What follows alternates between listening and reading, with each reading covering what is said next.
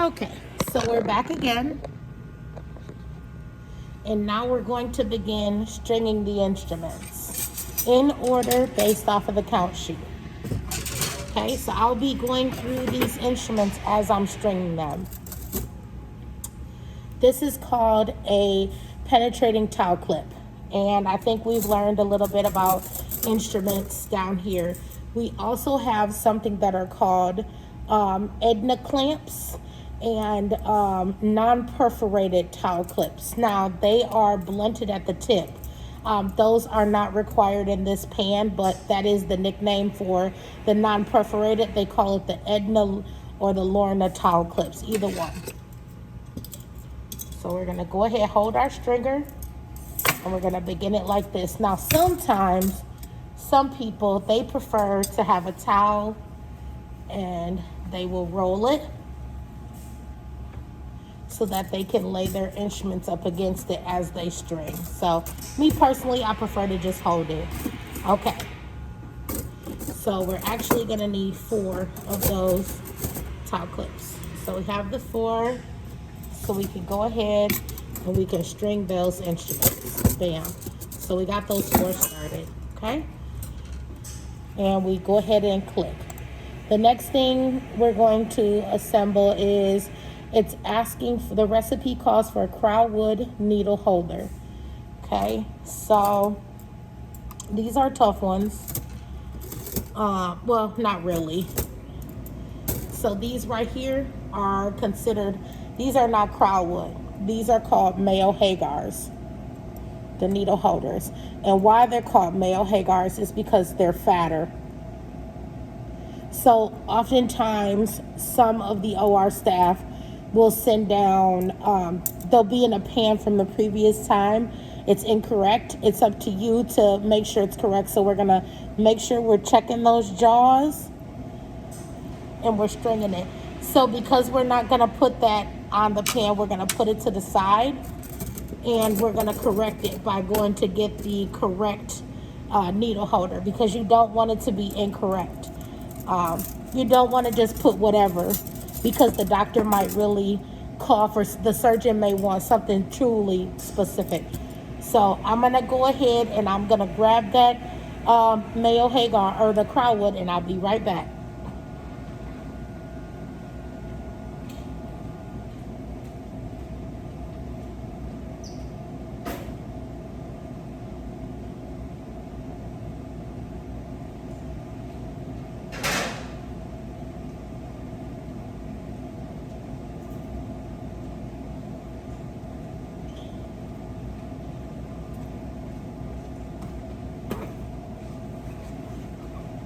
Okay, and we're back. So now we got the needle hagar. They're much thinner. We call these just regular needle holders. I'm gonna check those jaws to see if it's all good, and if it is, I'm gonna go ahead and string it and move on. Okay, so the next 2 that call on the recipe are the male hagar, serrated heavy. Same thing. 7 inches. And some of these right on here, I don't know if you can see it.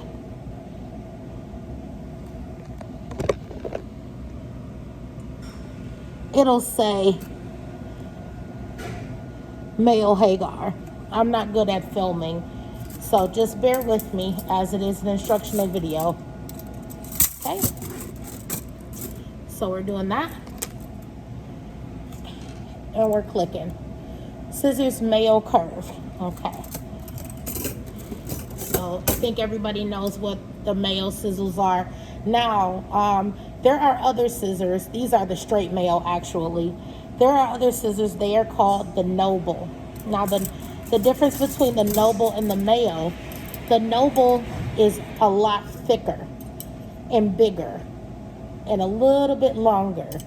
So, but this is what your curved male scissor would look like. This is what your straight would look like. And this is the Metzenbaum. We call it the Metz here. We don't really call it the full name. And there's a difference between the Metz regular and the Met Supercut. Supercut always indicates a black handle. So I have a system of how I string my instruments. I put them in between my couple of fingers like this. And I go ahead and just push them on down the line. So I'm doing 3 at once. And now I have enough weight where my stringer is standing up. So now you'll be able to see the stringer in between us. Okay, so the next thing that calls on the recipe is the cryo curved. Now, cryo are these. The recipe calls, sometimes they are mistaken with mosquitoes, which are called Halsteads. And Halstead are they're usually smaller than a cryo. The best way to distinguish the difference is measurement too. When you think Halstead, you don't really think mosquito. That's why they call them mosquitoes over Halsteads, but these are cryos. Go ahead and put, and see, the blue towel helps you to be able to see through, you know, like I said, the table being super silver, you can't see anything. 7, 8. Okay. The recipe is calling for 10 of these cryos.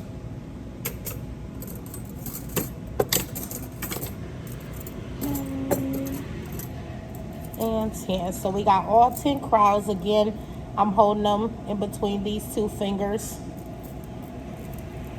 Spreading them all apart. Checking them out. Looking at them. Setting them down. Clicking it off the sheet. The next is Rochester Peon Curve. Now, peons, these are the Rochesters. They're a little longer. They are also called Kelly clamps. That is another name for them. They're Rochester peons, or Kelly clamps is the secondary name for them. The nickname, I like to call it. The recipe calls for 6 of these. A lot of the Gen Majors and Gen Minors call for Kellys and cryos, and I mean, just that's going to be your number one factor in these sets, is to make sure you got cryos and Kellys. Okay, so then it's calling for 2 of the Kellys 8-inch Rochesters. So we're putting those on there. And then Alice. Now there are differences in Alice's, and that's one thing I learned when I came to this hospital is they use a standard Alice, which is small clamps. And it's funny because they have another one called Alice Adair. We call it the double jaw because it looks like 2 of these put in one. You see how small those tips are? It's easy for debris to get caught into there too.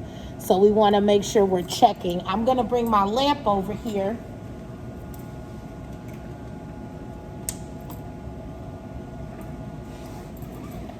Just so I can visually inspect this a little bit better.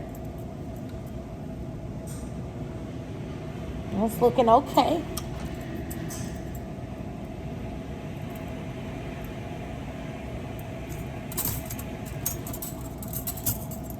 It's 4 of these on the count sheet. Okay, so now we have the cokers.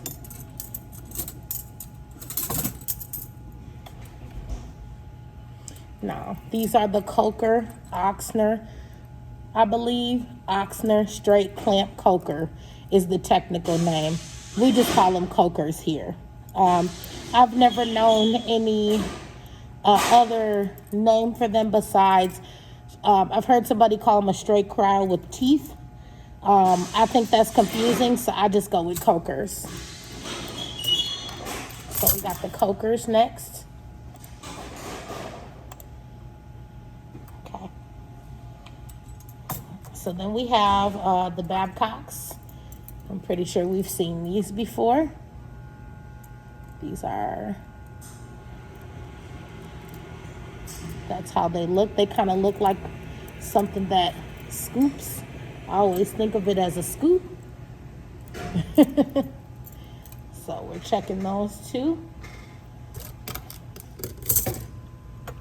And then the recipe calls for 2 large Babcocks. These are the 2 large. These are 8-inch. And then mixer.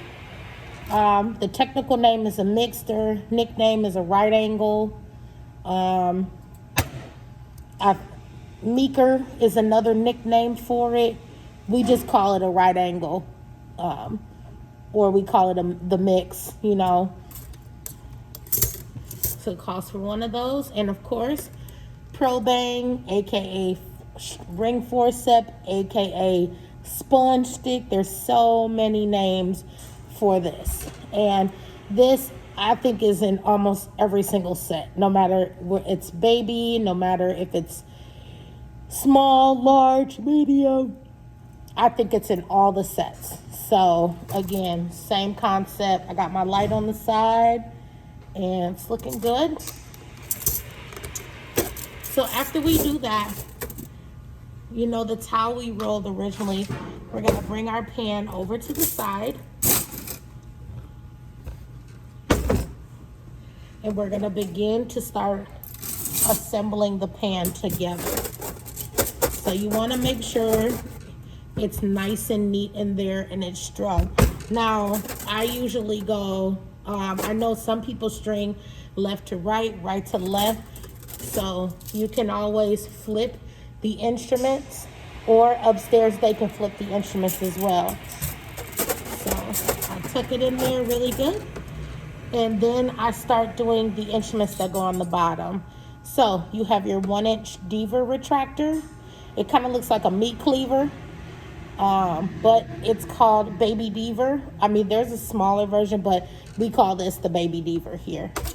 So I'm gonna go ahead and put that at the bottom of the pan. Then you have your small Richardson. And you can see why it's small. Some, they call it just Mr. Richards here. So little Mr. Richard, that's what they call it. So sometimes they will require for a measurement, but in this case, it's okay to just call it small Richardson. I'm gonna put that in there. And then we have, oh, let us not to forget to keep checking these things off too. So we have the Baby Diva, and we've already put the Richardson in there. Okay, and these are my favorite. This is called an appendiceal. We call it an appendix here.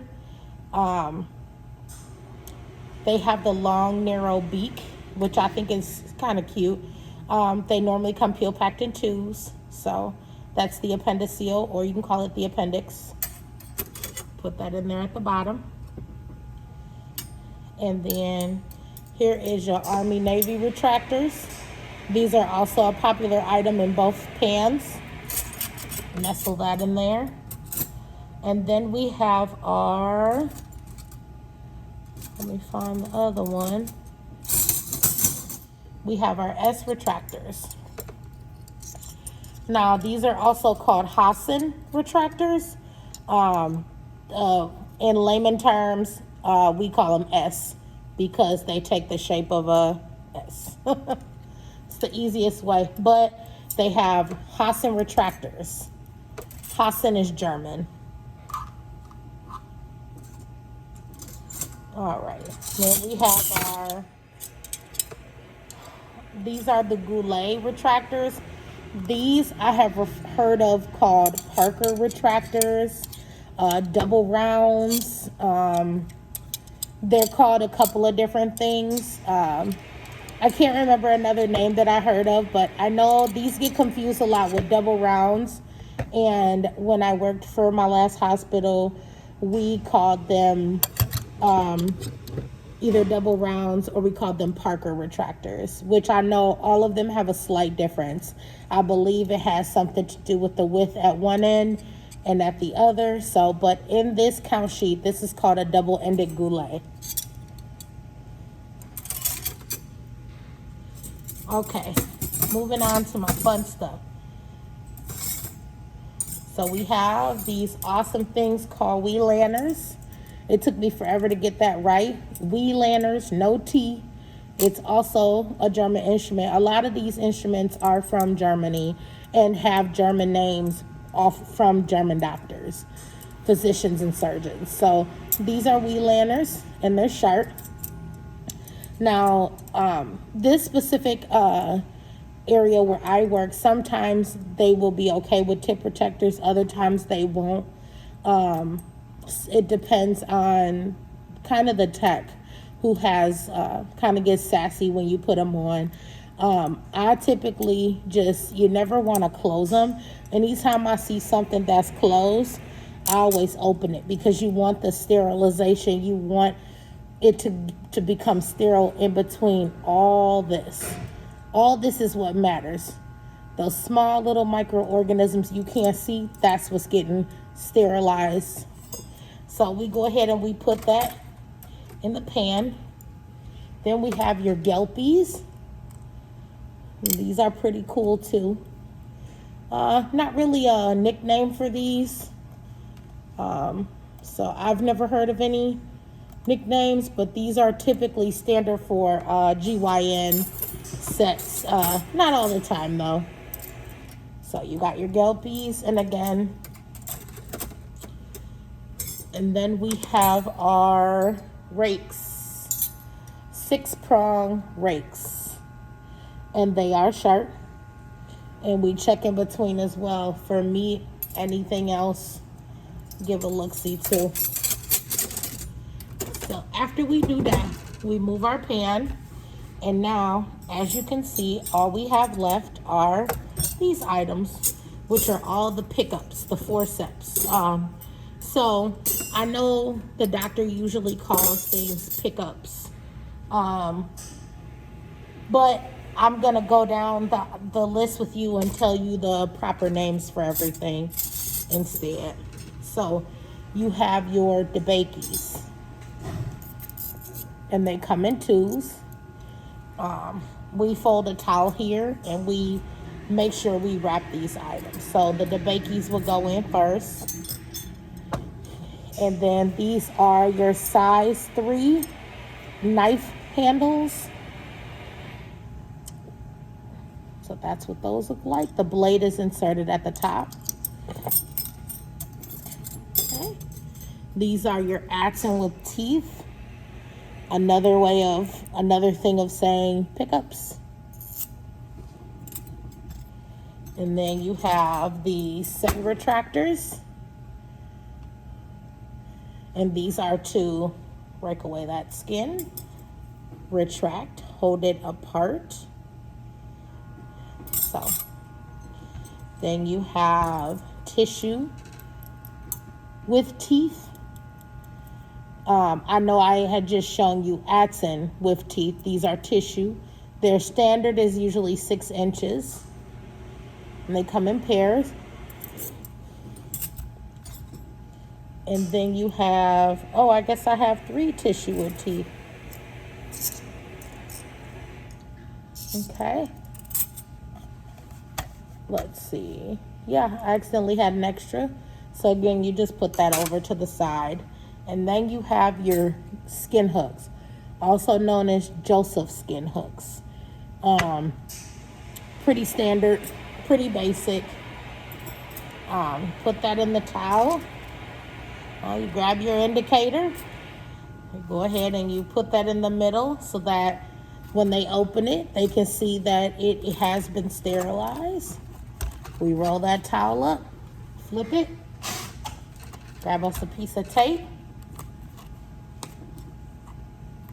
put it on there, put it in the pan. So then we move our tray back over, and this is our result. Now, as you can see, it's kind of hard to see, but I'm going to show you.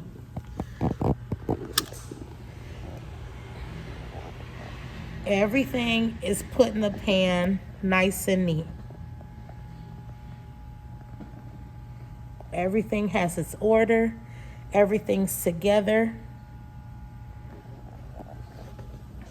From a sterile processing standpoint, this is important because you want the surgical tech's job to be as easy as possible when they get upstairs. You want to be able them to be able to open a set and everything is in its place. They can visually see and they can visually see where the sterility has been done. So I put 2 indicators in there to show.